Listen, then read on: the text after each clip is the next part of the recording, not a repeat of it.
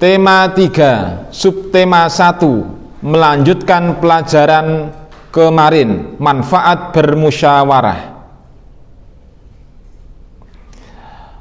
Assalamualaikum warahmatullahi wabarakatuh. Bagaimana kabarnya anak-anakku sekalian di rumah? Alhamdulillah, luar biasa, Allahu Akbar. Sebelum kita memulai pelajaran di hari ini, mari kita memulai dengan membaca Ummul Kitab. Semoga menjadi sababiyah kita menjadi lancar untuk belajar bersama-sama.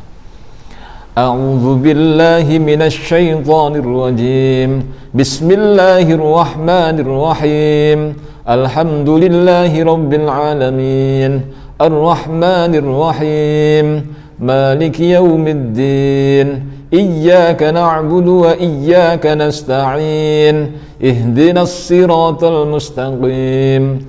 Siratal ladzina an'amta 'alaihim ghairil maghdubi 'alaihim waladdallin. Amin. Terima kasih anak-anakku sekalian di rumah. Kita lihat melanjutkan bupena, yaitu 2B, 3B, tema 3, subtema 1. Kemarin di hari Senin kita sudah mempelajari tentang bagaimana itu bermusyawarah. Pak Farid menyampaikan sedikit dari penjelasan kemarin bahwasanya bermusyawarah tetap ada hubungannya dengan yang namanya kerjasama.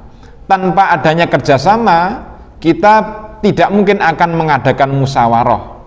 Karena adanya musyawarah terutama bisa mencari kesepakatan berangkat dari kerjasama. Sekarang manfaat dari musyawarah yaitu kalian lihat halaman 16 yang sudah memiliki buku bupena, 3B, mohon dilihat halaman 16. Pak Farid akan menyampaikan manfaat bermusyawarah. Pak Farid akan berdiri. Terima kasih. Manfaat bermusyawarah.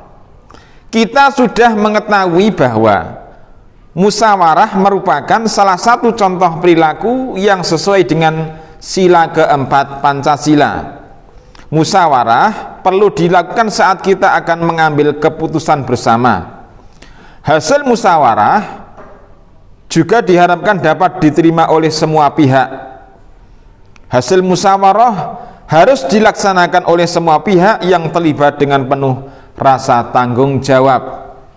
Kegiatan musyawarah memiliki banyak manfaat. Yang pertama, ini seperti penjelasan yang kemarin, melatih kita untuk berani menyatakan pendapat.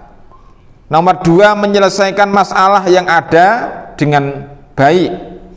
Nomor 3, mengambil keputusan yang adil dan bijaksana.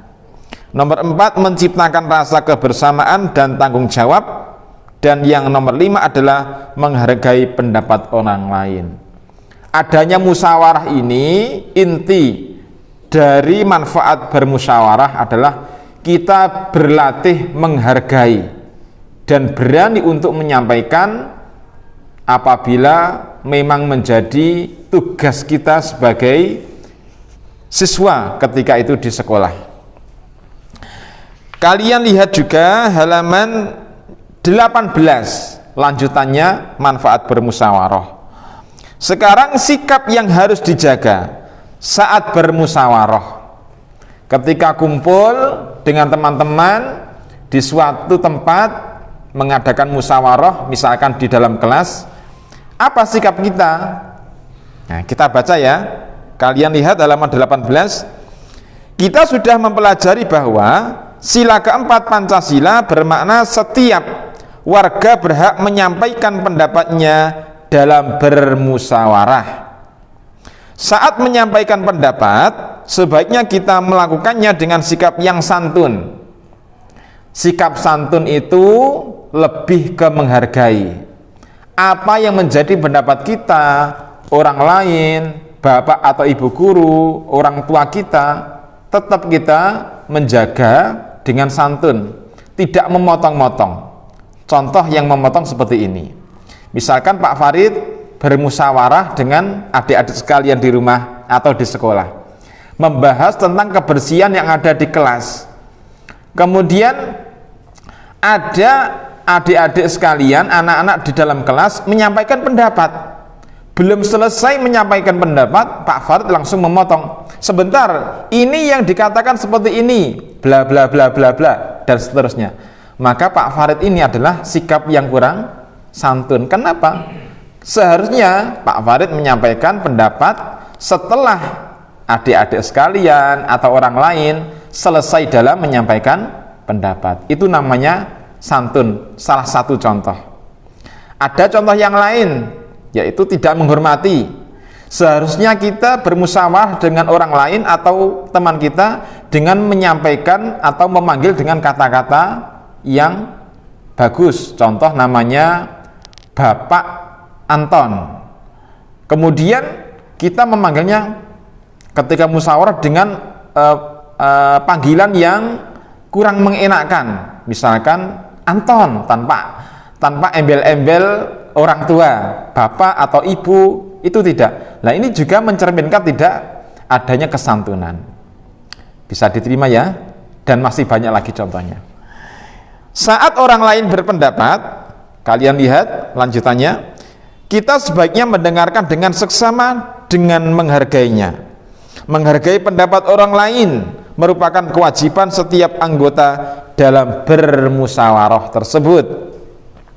Jika salah satu anggota tidak menghargai pendapat orang lainnya, maka dapat menimbulkan perpecahan dan permusuhan.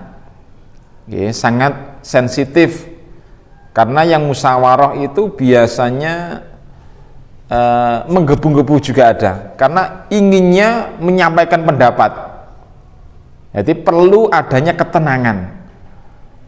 Alangkah lebih baiknya ketika mau bermusyawarah itu dalam keadaan perut sudah terisi, sudah makan dulu, kemudian sudah keadaannya tidak sakit, kemudian ceria-ceria dulu sebelum mengadakan. Itu nanti bisa menjadi rem agar kita tidak menyampaikan dengan ego. Karena musyawarah itu memang adu argumen, menyampaikan argumen yang berbeda-beda. Argumen itu dasar ya, dasar. Argumen itu dasar. Kita lihat selanjutnya. Jika salah satu anggota tidak menghargai pendapat anggota lainnya, maka dapat menimbulkan perpecahan dan permusuhan. Perpecahan dan permusuhan dapat menghambat kelancaran jalannya bermusyawarah.